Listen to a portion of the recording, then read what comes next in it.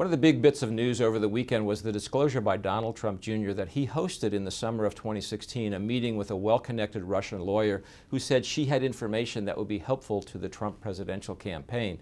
The question is, why is this a problem for the Trump team? Well, I think there are several reasons. This was a meeting that, as I said, it was held in the summer of 2016. The lawyer came saying, I have information about the Hillary Clinton campaign. Donald Trump Jr. on that basis agreed to have the meeting and brought in Paul Manafort, who was the campaign manager at that point for the Trump presidential campaign, and Jared Kushner, the president's son-in-law. One problem for the Trump team is that this looks an awful lot like collusion with the Russians, or at least attempted collusion with the Russians, the very thing that the president and his aides have insisted never happened in 2016. Someone with Russian connections was offering help and inside information. The Trump team showed that it was willing to accept that. So that's a problem.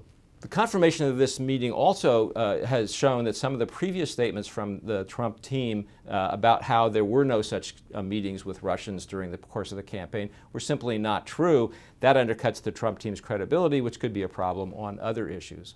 And in addition, the disclosure of this meeting kind of raises the question of what else is there that's out there.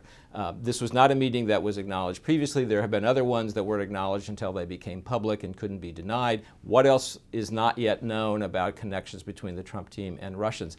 That alone, that idea, is enough to keep both the investigative machinery and journalistic interest in this topic going for a while. Just as one example, Jared Kushner's attorney says that he now recalls having meetings or conversations by phone with 100 or so people from 20 different countries during the campaign and during the transition.